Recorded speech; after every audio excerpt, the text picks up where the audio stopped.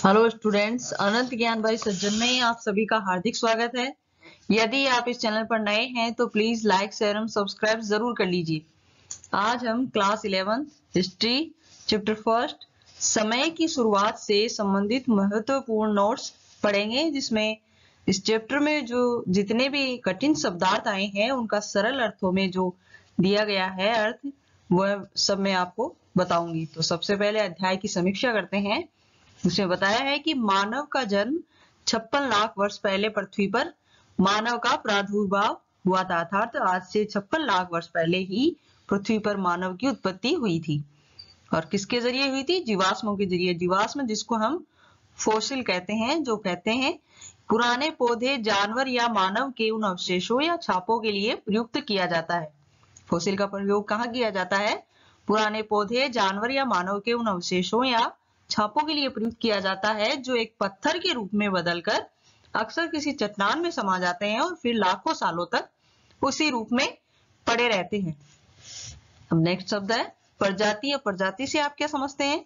जीवों का एक ऐसा समूह होता है जिसके नर मादा मिलकर बच्चे पैदा कर सकते हैं और उनके बच्चे भी आगे प्रजनन करने में समर्थ होते हैं।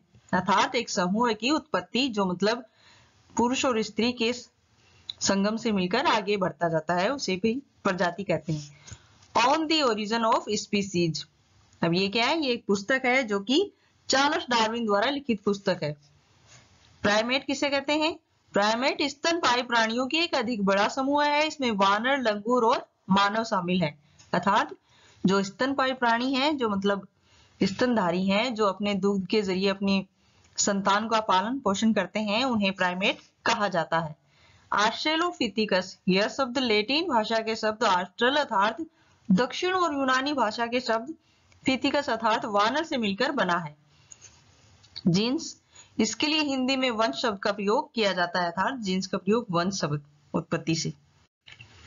अब नेक्स्ट शब्द है होमिनाइड। इसका क्या अर्थ है? यह बंदरों से कई तरह से भिन्न होते हैं। इनका शरीर बंदरों से बड़ा होता है, इनकी पूंछ नहीं होती। होमिनाइड किसे कहा जाता है? ये एक तरह से बंदर की प्रजाति है, लेकिन ये बंदर की तरह नहीं होते। इनका शरीर बंदर से बड़ा होता है, उनकी पूंछ नहीं होती। होमो, ये लैटिन भाषा का शब्द है जिसका अर्थ है आदमी। इसमें स्त्री पुरुष दोनों शामिल हैं। और अपमार्जन का क्या अर्थ है? इसका अर्थ है त्यागी हुई वस्तुओं की सफाई करना या भक्षण करना। अपमार्जन अर्थात जो छोड़ दी गई है, हमारे द्वारा परित्याग कर दिया गया है, उन वस्तुओं की सफाई अथवा भक्षण करना। होमोनिड, होमोनिड शब्द नामक परिवार के सदस्य होते हैं। यह इस परिवार में सभी रूपों के मानव प्राणी शामिल हैं। होमोनिड समूह की अनेक विशेषताएं हैं, जैसे मस्तिष्क का बड़ा आकार, पैरों के बल सीधे खड़े होने की क्षमता, दो पैरों के बल चलना, हाथ की विशेष क्षमता जिससे वह औजार बना सकता था और उसका इस्तेमाल कर सकता था। अर्थात होमिनिड में जैसे मनुष्य प्रजाति आती है। ऑस्ट्रेलोपिथेकस, लैटिन भाषा अर्थात लातिनी भाषा के शब्द ऑस्ट्रल जिसका अर्थ है दक्षिण और यूनानी भाषा के फिथिकस का अर्थ है वानर से मिलकर बना है। अर्थात ऑस्ट्रल का अर्थ है दक्षिण और यूनानी और फिथिकस का अर्थ है वानर। यह नाम इसलिए दिया गया है क्योंकि मानव के आद्य रूप में उसकी एप अवस्था के अनेक लक्षण बरकरार रहे। अर्थात दक्षिण और यूनानी से मिलकर बना एक वानर जैसा इंसान जिसे ऑस्ट्रेलोपिथेकस कहा जाता है। होमो प्रजाति के मनुष्य को 3 वर्गों में वर्गीकृत किया गया है। पहला है होमो हेबिलिस, औजार बनाने वाले। दूसरा है होमो इरेक्टस, सीधे खड़े होकर पैरों के बल चलने वाले। तीसरा है होमो सेपियंस, प्राज्ञ अथवा चिंतनशील मनुष्य।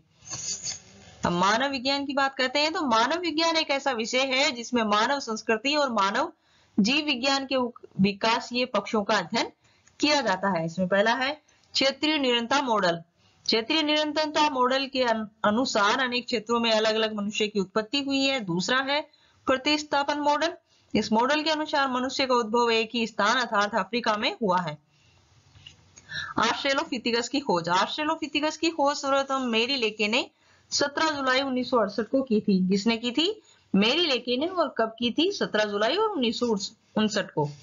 शिल्पकृतियां, मानव निर्मित वस्तुएं होती हैं। इसमें अनेक प्रकार की चीजें शामिल होती हैं, जैसे औजार, चित्रकारियां, मूर्तियां, उत्कीर्ण चित्र। इन सभी को हम शिल्पकृतियां कहते हैं। अल्टामिरा की गुफा की विशेषताएं। अल्टामिरा स्पेन में स्थित एक गुफा स्थल है। यह गुफा इसके छत पर बने चित्रकारियों के लिए प्रसिद्ध है। इसकी चित्रकारियों में रंग की बजाय किसी प्रकार की लेई अर्थात पेस्ट का इस्तेमाल किया जाता है। ये चित्रकारियां बहुत ही पुरानी हैं, परंतु देखने में ये आधुनिक लगती हैं, जिस पर पुरातत्वविद भी विश्वास नहीं कर पाते। जनजाति व्रत, इसमें समकालीन जातीय समूहों का विश्लेषणात्मक अध्ययन होता है। इसमें उनके रहन सहन, खान पान, आजीविका के साधन, प्रौद्योगिकी आदि की जांच की जाती है। स्त्री पुरुष की भूमिका, कर्म कांड, रीति रिवाज, राजनीतिक संस्थाओं और सामाजिक रूढ़ियों का अध्ययन भी किया जाता है। कृषि की खोज, कृषि की खोज मानव इतिहास में प्रमुख निर्णायक व्यवस्था है। ऐसा भोजन की तलाश में हुआ था। शिकारी संग्राहक समाज अर्थात यह समाज शिकार करने के साथ साथ आर्थिक क्रियाकलापों में भी लगे रहते थे, जैसे जंगलों में पाई जाने वाली छोटी छोटी चीजों का विनिमय और व्यापार करना इत्यादि। अपमार्जन, ये मैंने पहले भी आपको बताया है, दोबारा बता देती हूँ। इसका अर्थ है त्यागी हुई वस्तुओं की सफाई करना अथवा भक्षण करना। नेक्स्ट है रसदखोरी। रसदखोरी का तात्पर्य भोजन की तलाश करने से है। अल्टामिरा यह गुफा स्थल स्पेन में है। इस गुफा की छत में जंगली बेल का रंगीन चित्र है। अर्थात अल्टामिरा की गुफाएं स्पेन में है और इन गुफाओं की छत में जंगली बेल के रंगीन चित्र छपे हैं। पुरातत्वविद, पुरातत्वविद कैसे कहा जाता है? प्राचीन काल के इतिहास की जानकारी रखने वाले अथवा प्राप्त करने वाले इतिहासकारों को पुरातत्वविद कहा जाता है। औजारों का निर्माण, आदि मानव ने औजारों का प्रथम बार निर्माण करके अपने संगठनात्मक कौशल अथवा स्मरण शक्ति का परिचय दिया। तो इसी के साथ आपके चैप्टर में आए कठिन शब्दों के सरल अर्थ यही समाप्त होता है। इस वीडियो को देखने के लिए आपका बहुत बहुत धन्यवाद। अगली क्लास का इंतजार करते रहिए, तब तक के लिए अलविदा।